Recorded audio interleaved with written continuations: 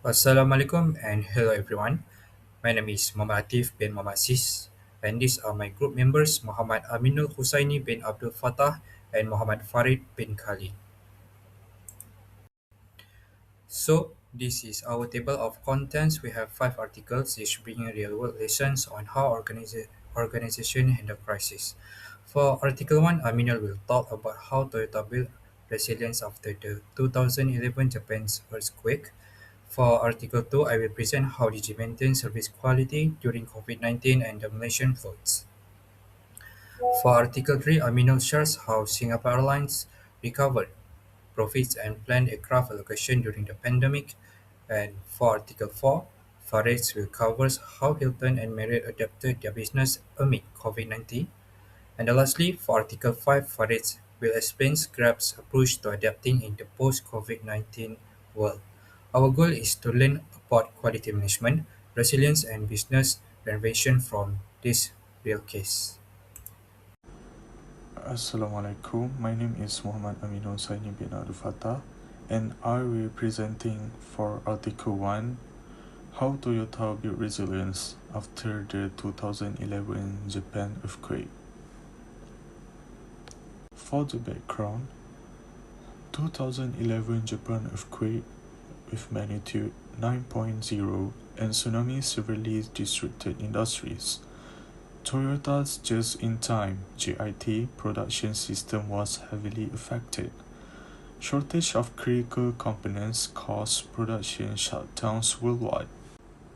For the impact of disaster, it damaged factories, suppliers, and transportation networks. Production halted due to shortage of critical components, and it also exposed weaknesses of the just-in-time system and disrupted Toyota's global supply chain. For the immediate response, it established crisis management teams, assessed supplier capabilities, relocate production resources, and also maintain close communication with suppliers. And for the third one is adaptive strategies.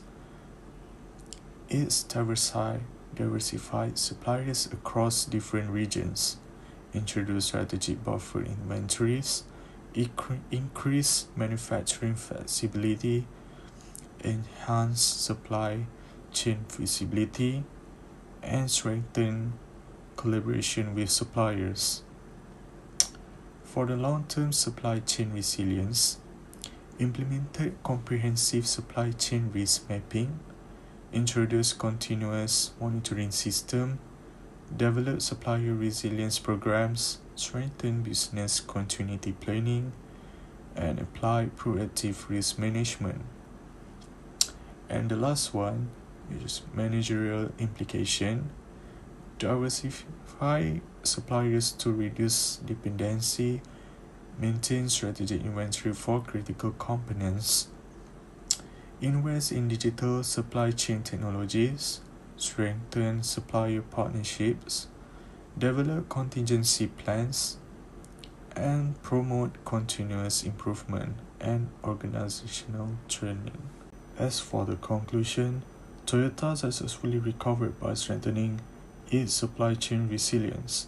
The company balanced just-in-time (JIT) efficiency with effective risk management, supplier diversification, strategic inventory, and stronger collaboration improved business continuity. The 2011 disaster became an opportunity for long-term improvement. And the last one, Toyota's experience demonstrates that resilience is essential for sustainable supply chain management. We go to for the next article, Article 2, how Digi Telecommunications maintained service quality during the COVID-19 pandemic and 2021 to 2022 Malaysian floods. Let's start with the background. Digi, known as Celcom Digi, is one of Malaysia's top telecommunication providers. Reliable network services are very important for communication, business, education, and also emergency response. However, the COVID-19 pandemic and the floods pandemic brought huge operational challenges. Throughout these times, Digi focused on keeping service quality high while also protecting their employees and supporting affected communities. Now, let's look at how Digi maintains service quality through these two crises. First, the impact. Mobile data rose over 35% during MCO, more than 600 towers were damaged in the floods, and customer inquiries jumped to 100% while everyone relied heavily on stable connectivity. Next, their immediate response. They activated a crisis team within 24 hours, prioritized critical sites, moved 90% of support to remote work, and gave free data plus payment relief to users. For adaptive strategies, they reallocated bandwidth, upgrade 4G coverage, deployed portable cell towers, and worked closely with authorities to speed up recovery. For build long-term resilience, Digi added solar and backup batteries to over 1,200 towers, expanded digital support, updated business continuity plans, and improved coverage in high-risk areas. Finally, key takeaways. We see the needs for resilient structure, flexible operation, and putting people first while never compromising on reliable service. For the conclusion, Digi successfully maintained good service quality through both the pandemic and the floods. Their fast response and flexible strategies helped keep disruption as low as possible. Investing in stronger infrastructure also made the operation more reliable long term. Working closely with others made their work even more efficient. Overall, Digi showed us that resilience and consistent service quality are the key to sustainable business success. I will continue for Article 3, which is Singapore Airlines profit recovery and aircraft allocation models during the COVID-19 pandemic. For the background, COVID-19 severely impacted the global aviation industry. The international travel restrictions caused a sharp decline in passenger demand. Singapore Airlines rely entirely on international flights, making it one of the most affected airlines. Singapore Airlines continued cargo operation while developing forecasting and optimization models to support business recovery. Okay, for the impact of the pandemic, passenger demands fell to only 1.5% of pre-pandemic levels in 2020. Border closures and travel restrictions halted almost all international flights. High operating costs continued despite the sharp drop in revenue. Uncertainty made it difficult to forecast demand using traditional methods. For the immediate response, it reduced passenger flight operations, expanded cargo services to generate revenue, convert selected passenger aircraft into cargo aircraft, and develop a forecasting model to estimate recovery and demand. And for adaptive strategies, it used forecasting and optimization models from 2021 to 2025. It also forecasted passenger and cargo demand, optimized aircraft allocation for maximum profitability, store underutilized aircraft to reduce operating costs, and adjust fleet deployment based on market recovery. For the long-term resilience, it maintained flexible aircraft allocation. Aircraft in service will increase from 5 in 2021 to 105 in 2025. Store aircraft will decrease from 121 in 2021 to 21 in 2025. Regular scenario planning based on vaccine availability and travel recovery, and improve resource planning and operational resilience.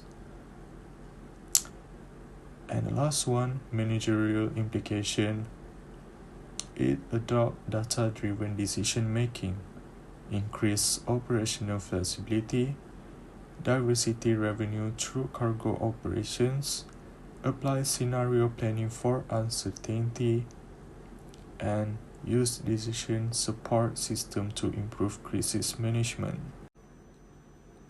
Okay. And for the conclusion, Singapore Airlines successfully used forecasting and optimization models to support recovery. Flexible aircraft location improve operational efficiency and profitability. Cargo operations provided stable revenue during the crisis, and data-driven planning strengthened resilience and long-term sustainability. Lastly, the study highlights the importance of strategic planning for managing future disruption. That is all from me. Thank you. Hi and Assalamualaikum warahmatullahi taala wabarakatuh. My name is Mohd bin Khalid. I will be presenting about the article of COVID-19 impact on the hotel industry, case study of Hilton and Marriott, the response to the COVID-19 crisis and opportunities for business reinvention.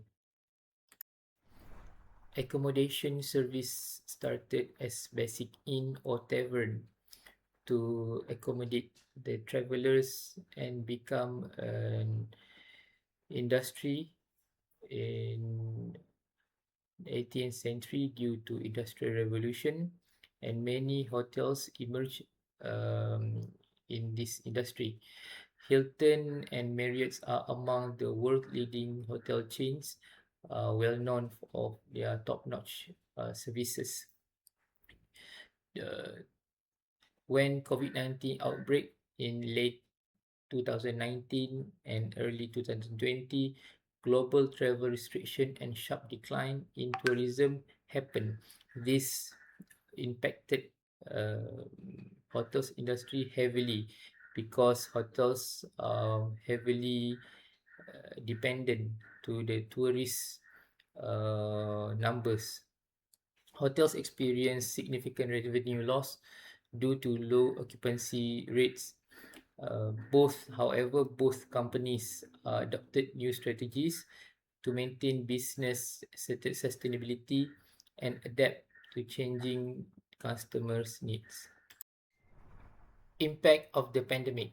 The impact of COVID-19 may not seem destructive in terms of physical like typhoon or flood, but it heavily affected on how the process of human activities in many aspects.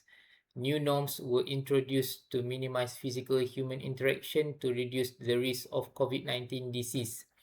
At the early stage of the COVID-19 outbreak, various industries were halted as ways to curb it are yet to be discovered. Hotel industry was having huge loss as they need to suspend their operation because government of nation restricted their people's movement during that time. The setback revealed weakness in hotels industry which solely depending too much on number of tourists. Immediate response.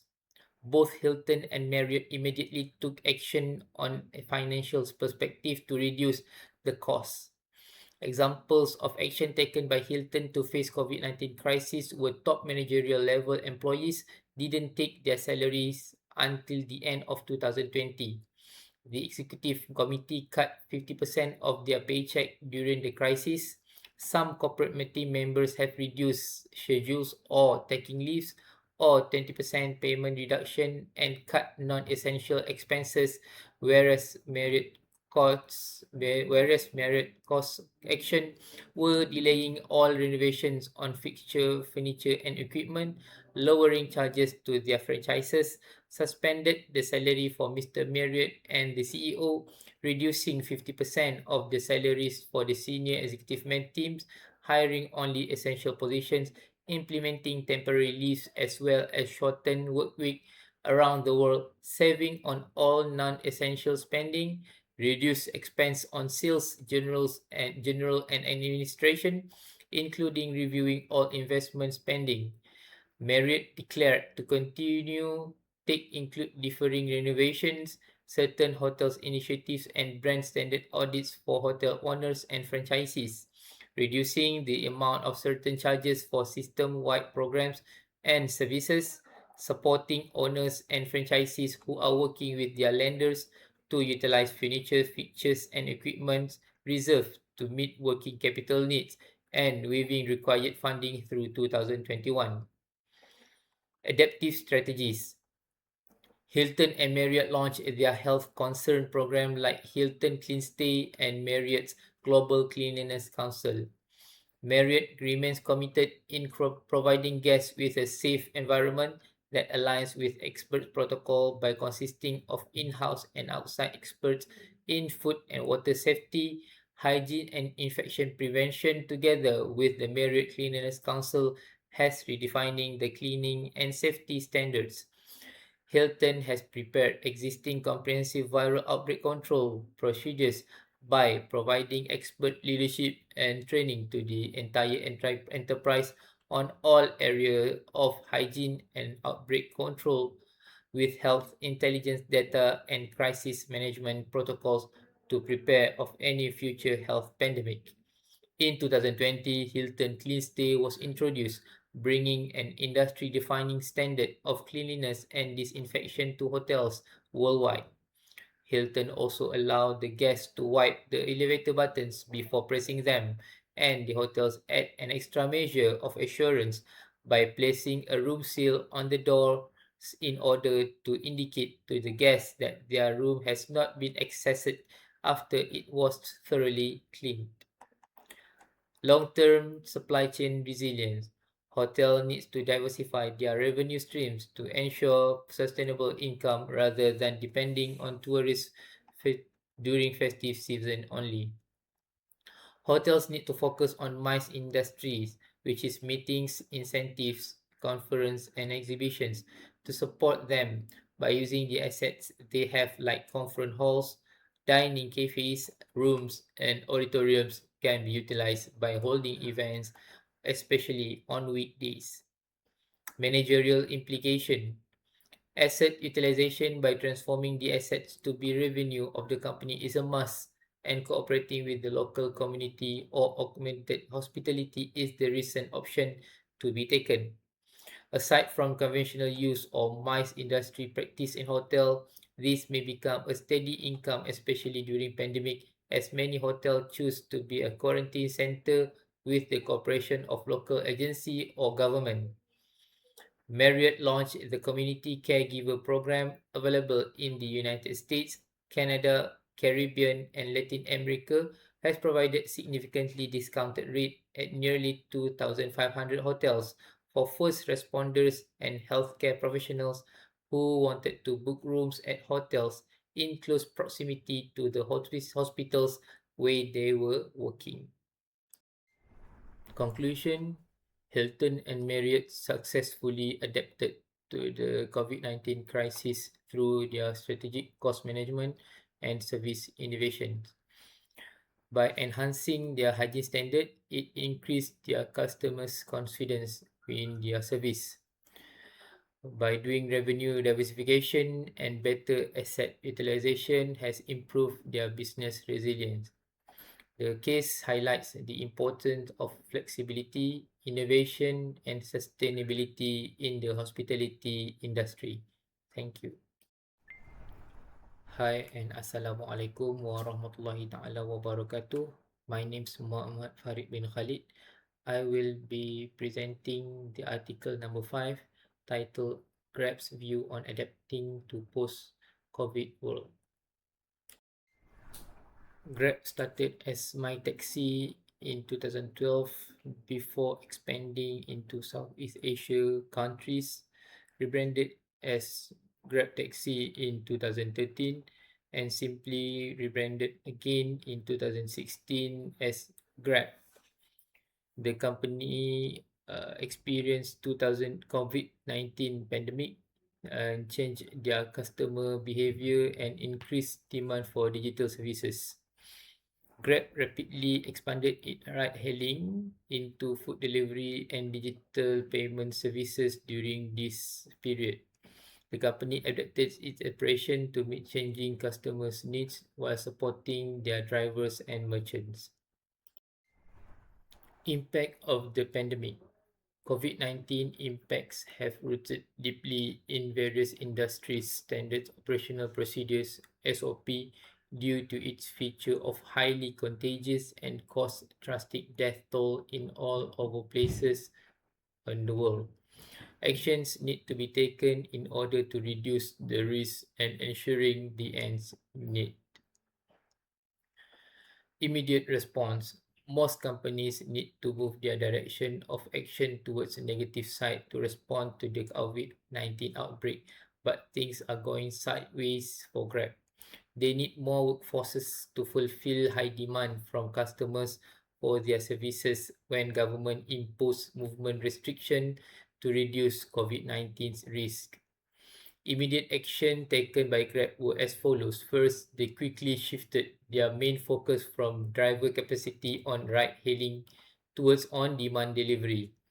Grab prepared for the increase in delivery by cooperating with governments in each of its eight Southeast Asian markets about different regulation for vehicles, transportation, and delivery.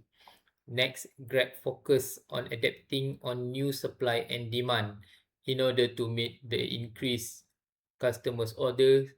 Grab also began scaling up programs it had started before the pandemic began, including Pasar, an extension of GrabMart launch in Indonesia and Malaysia to deliver fresh produce, meat, and fish from wet markets. Lastly, Grab prepared for the new normal like both drivers and passengers are compulsory to wear masks and it is currently subsidizing the installation of plastic shield between driver and passenger seats plus Grab Financial Group which offers digital payments, business loans and other online financial services. Adaptive strategies. Grab took some action to adapt with the situation during COVID-19. First, in terms of health assurance for their employee and customers, Grab made vaccination compulsory for all their workers, driver and delivery partners. Grab declared as to assist them, Grab subsidizes some of the cost of the vaccination. Grab also ensures that safety and hygiene standards need to be complied, such as no mask, no ride, online health and hygiene declaration, contactless delivery, cashless payment, hygiene kits for partners, and safety feedback. Long-term supply chain resilience. Grab act promptly in ensuring the service they provided can reach their customers accordingly even in challenging times like COVID-19 outbreak. COVID-19 is a global pandemic which is a double-edged sword and provided opportunities for GrabFood to optimize its performance. Grab views COVID-19 as a catalyst for innovation because many sectors were compelled to digitalize their service to survive. It is a positive impact as the details of the transaction were recorded and can easily be extracted if any party needed it. This built trust between the customer service provider and their partners.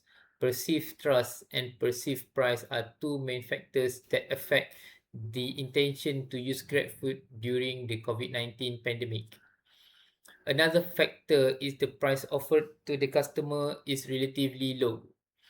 Grab's Small Business Relief Program is intended to provide financial relief up to 3,000 ringgit to each GrabFood small businesses in the form of rebate for every order. 0% commissions charged on all digital payments made via WhatsApp, Facebook, and phone orders. This will lead to a competitive price in the market. Grab realized that perceived price is indeed the leading factors that affect the intention to use GrabFood during the COVID-19 pandemic. Managerial implication. By ensuring the company is leading by example, the high position roles also play their part in lowering the expenses of the company by cutting down their own paycheck. This is a common practice in various organizations and also Grab. Their senior leaders will be taking up to 20% cut on their salary. This reduction is said to be used to contribute to various partners' relief programs.